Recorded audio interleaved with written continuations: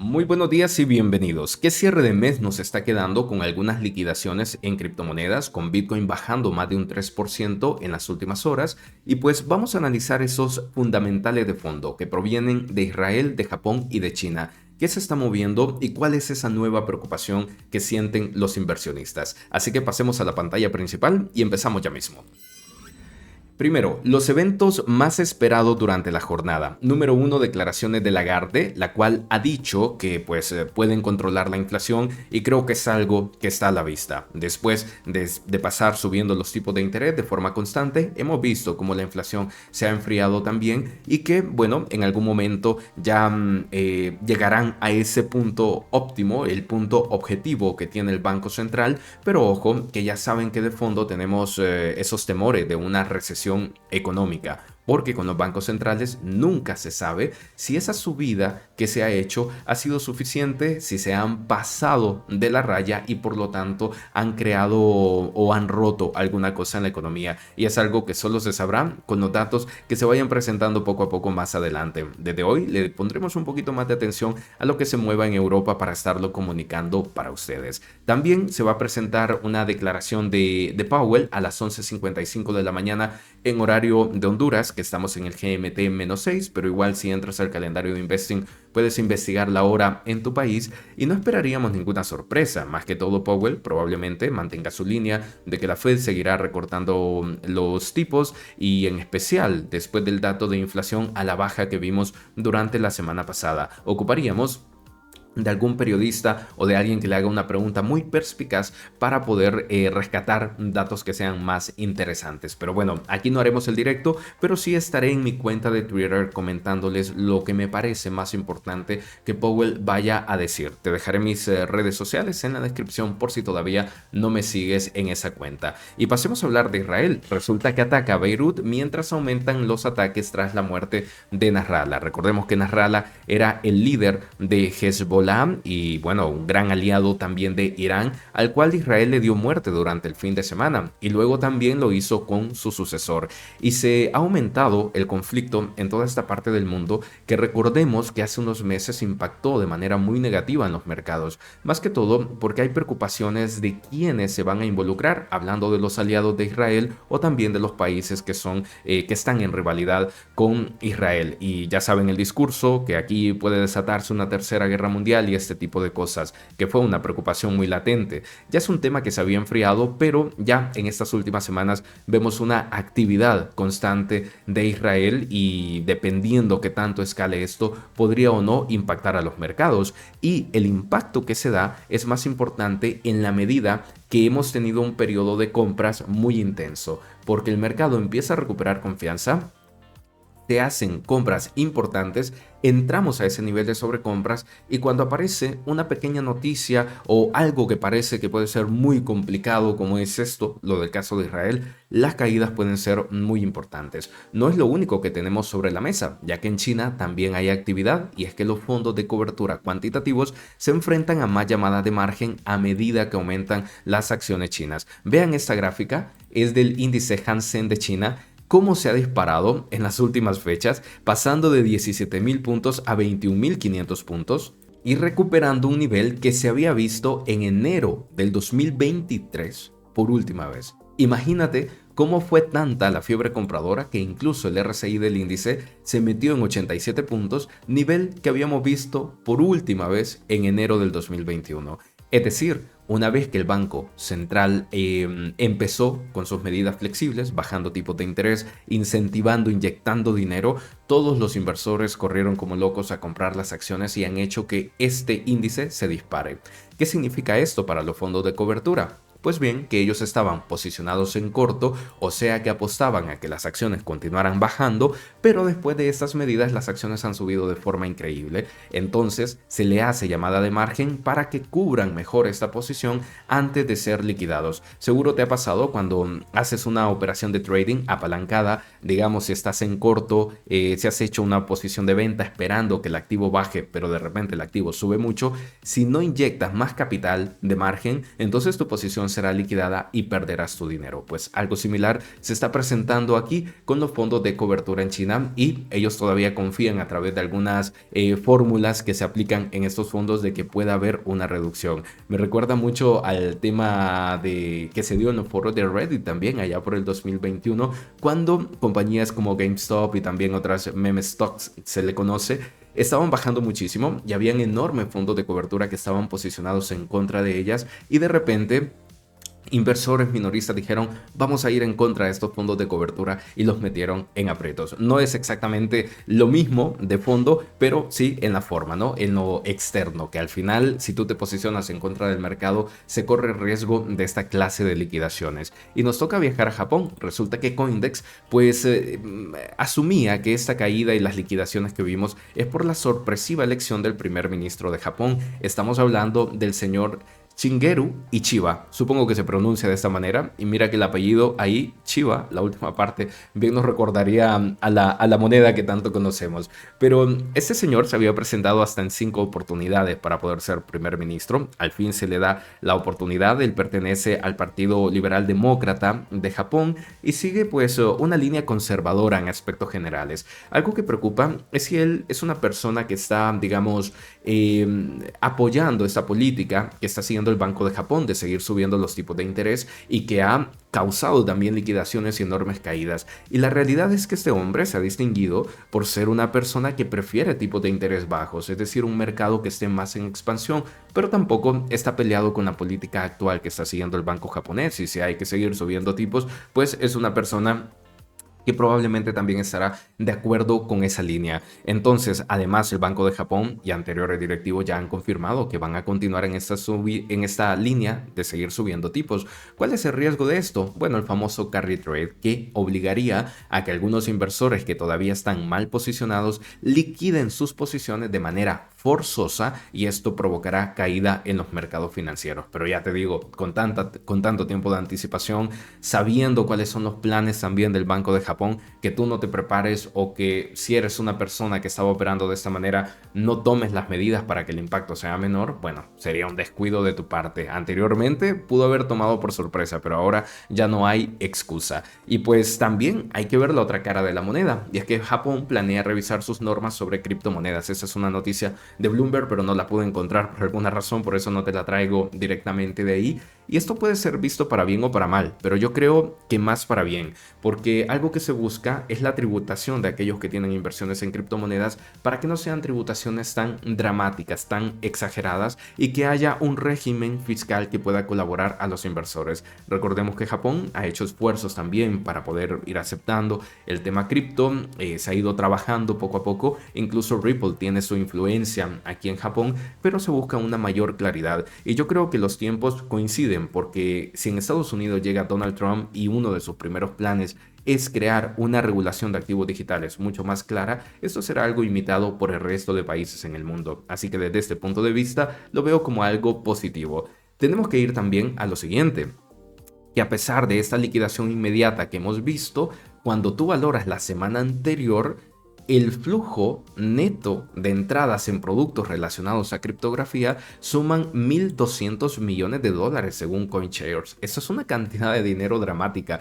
¿Quién diría hace unos años que íbamos a estar hablando de esto en el sector cripto? Y fíjate, la imagen que ellos comparten es muy reveladora. Podemos ver estos 1.200 millones por aquí. No se parecen en nada, digamos, en otras semanas donde hemos visto ingresos que han superado los 2.000 millones o incluso aquí los 3.000 millones, pero no me cabe duda que también vamos a volver a jornadas de este tipo, que seguro las recordarás como jornadas bastante dulces cuando veías que tus criptos todas las mañanas estaban en una subida constante. Pero vemos una muestra del posicionamiento y del ánimo de parte del inversionista también en este sector. Y este tipo de notas casi no me gustan, pero te lo quería compartir como un dato general. El CEO de CleanSpark espera que el precio de Bitcoin alcance un pico cercano a los $200.000 en este ciclo, según Bernstein. Mira, el tema de las previsiones de precios sobre una criptomoneda, sobre Bitcoin o sobre cualquier otra cosa, es un tema complejo, porque depende qué métricas esté tomando el analista para poder calcular el precio futuro. Por eso hemos visto estimaciones de $500.000, de $1 millón o hasta de $13 millones sobre BTC en el largo plazo. Hemos visto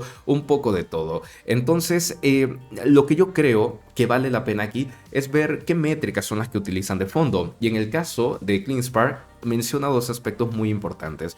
Uno de ellos es que habla sobre que los mineros están subvaluados, que en el análisis que ellos hacen consideran que todo este sector, toda la maquinaria, toda la inversión que hay en minería está demasiado subvaluada y por lo tanto es algo que el mercado va a descubrir más adelante y le dará el valor que merece, traducido como el aumento de compra de Bitcoin. Punto 2. Este aumento se dará en los próximos 18 meses. Es cuando ellos están viendo el acercamiento según el modelo que han presentado para este estudio. Entonces, claro, si tú dices, bueno, ¿cuánto dinero ganaría yo si compro ahorita $1,000 en Bitcoin y llegue a alcanzar 200,000? Pues eso se te podrían convertir en $3,800 perfectamente.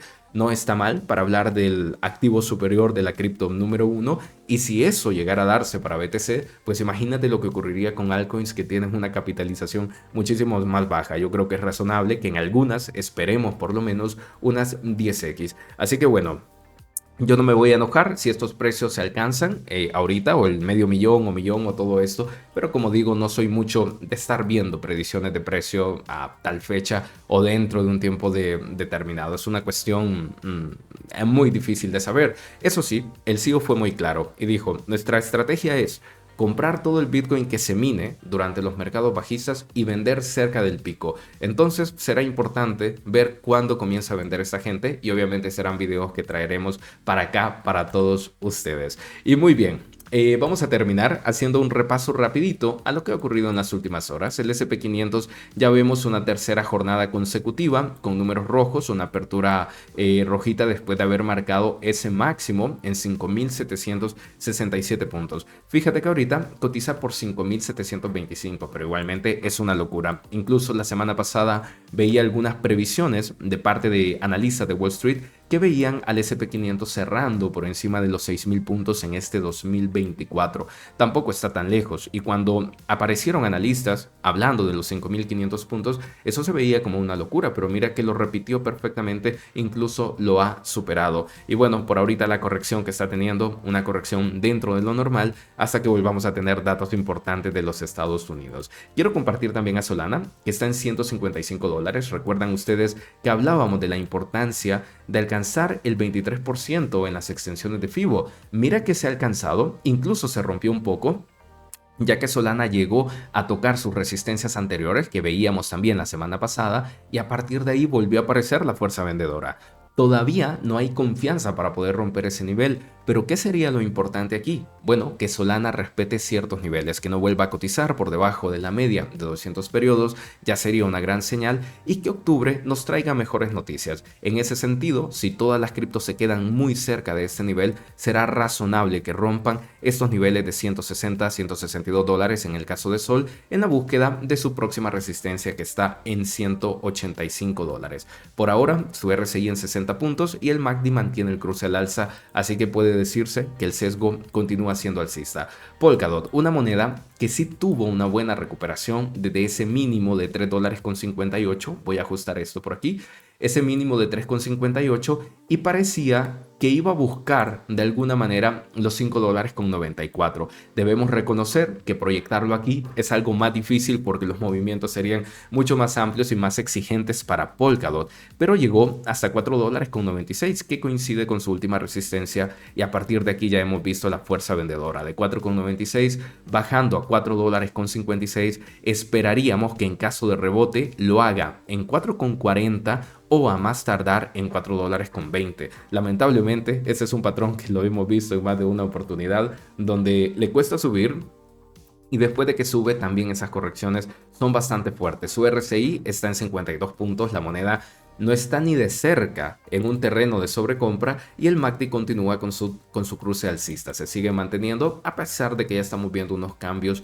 en la curva. BNB, después de tocar $620, lo hemos visto retroceder de forma importante, pero también hay que reconocer la recuperación, ya que BNB rompió con creces el 23% en la extensión de FIBO y se acercó a la zona del 38%. Fíjate que esta zona, aunque el recorrido es de $600 a $620, de alguna manera coincide con las resistencias que dejó en agosto y también en julio de este año y hemos visto la fuerza vendedora. Es un patrón que se replica en la mayoría de criptomonedas. Vas a notar que a pesar de la recuperación, cuando han tocado sus resistencias anteriores, empezamos a ver ventas fuertes y de BNB no es la excepción, especialmente porque ya pasaron los listamientos de monedas en Binance y esto es un patrón que se repite. Cuando ya acaban los pool, entonces la gente comienza a vender el BNB y dicho BNB volverá a repuntar cuando regresen los nuevos lanzamientos de moneda. Por ahora está usando la media de 200 periodos como un soporte, está rebotando un poquito por ahí y siempre y cuando se mantenga por encima de los $550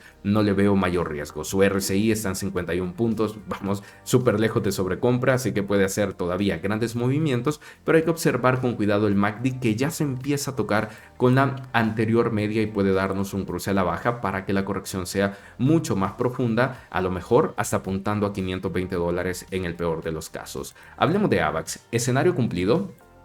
AVAX tocó los $30.77, fíjate con qué precisión lo pudimos ver en la extensión de FIBO y a partir de ahí empezaron las ventas. Tenía expectativas de que AVAX pudiese llegar hasta unos $33, pero también les mencionaba el reto de la media de 200 periodos, que no solo era un tema de resistencia aquí, sino también que la media iba a funcionar como otra resistencia dinámica. Hemos visto ya la fuerza vendedora, empuja el precio hasta 28,17 y esperaríamos que su anterior resistencia hoy actúe como soporte, es decir, que AVAX pueda aguantar un precio por encima de los $27. De ser así, y siempre y cuando octubre sea un mes positivo para nosotros, AVAX sin ninguna duda volverá a los $32 y tiene muchas probabilidades de superar a la media de 200 periodos. Su RSI está en 58, un terreno bastante neutral. Me gusta bastante cuando hay este tipo de reducción porque permite que los precios se relajen, que no haya tanta sobrecompra y que podamos tener luego una subida muy poderosa, en especial cuando no te has alejado mucho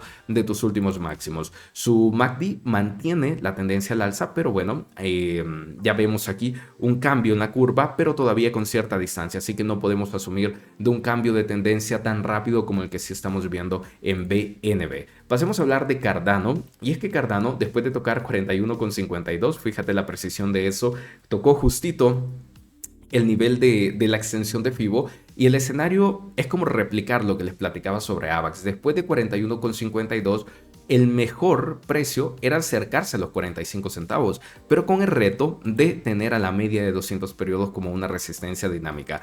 No ha podido ser y la gente ya comienza a vender Cardano, está en 38 centavos con 30 y la proyección es que la moneda no baje de 36 centavos. Creo que sería importante sostener ese valor, en especial para salir de ese periodo en el cual estuvo entre 31 o 33 centavos y que ya pueda consolidar un precio un poquito superior, que le daría también argumentos para despegar con fuerza durante el mes de octubre. Su RSI está en 58 puntos y su MACD, pues fíjate, también mantiene un cruce al alza bastante firme y con una mayor distancia entre las medias que la que presentaron las anteriores cripto que estuvimos viendo. Así que bueno, ya me dirás tú si sigues teniendo esa paciencia de Cardano que lo decíamos la semana pasada, que hombre, Cardano hace una y ya después ¿qué le cuesta, no? Gran corrección, tal como las que tiene Polkadot, pero yo sigo confiando que esta moneda pues nos va a dar una sorpresa durante el siguiente bull run.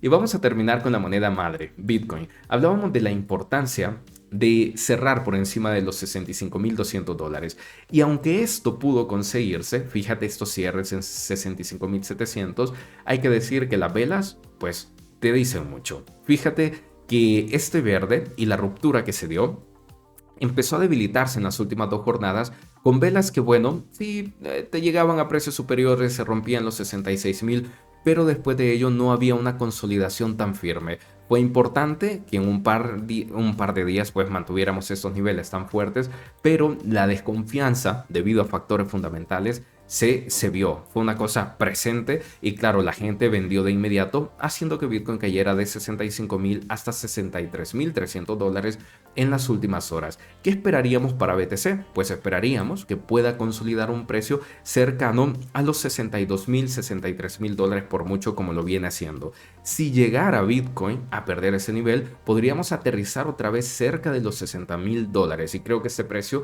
ya sería interesante para muchas personas que andan observando Bitcoin de cerca a ver si pueden capturar un mejor precio. Pero vamos, siempre y cuando la distancia no sea tanta con los $65.000, creo que Bitcoin Bitcoin nos podrá superar sin ninguna dificultad otra vez y que apuntaremos a la búsqueda de esos 70.000 para luego repetir los máximos históricos. Su RSI está en 56 puntos, un RSI bastante neutral que le permitiría movimientos al alza importantes, y su MACD también mantiene una distancia entre las dos medias, aunque claro, hay que reconocer que al igual que la mayoría de criptos, ya estamos viendo un pequeño cambio en esa curva, no suficiente como la de BNB, pero estas cosas es bueno observarlas con cuidado. De todas formas, mi posicionamiento en el largo plazo, pues yo creo que está bastante firme, y a pesar de esta volatilidad cortoplacista que vemos por aquí, lo más importante es que se consolide un precio que sea superior a los $60.000, y si fuesen 63.000 me parecería un terreno muy interesante para entrar en el mes de octubre. Vuelvo con ustedes a la pantalla principal. Y pues bien, mis amigos, dejaremos este video hasta aquí. Me gustaría conocer sus impresiones al respecto. ¿Qué ve del mercado? ¿Cree que nos vamos a enfrentar a una caída más importante? ¿O considera que simplemente son tomas de beneficio que están dentro de la normalidad? Le dejo mis redes sociales en el enlace que encontrará en la descripción y también en el primer comentario. Y por supuesto, cuente conmigo para los comentarios que haré sobre Powell en mi cuenta de Twitter. Le mando un fuerte abrazo, espero que todo esté muy bien y nos seguimos viendo con futuros videos más adelante.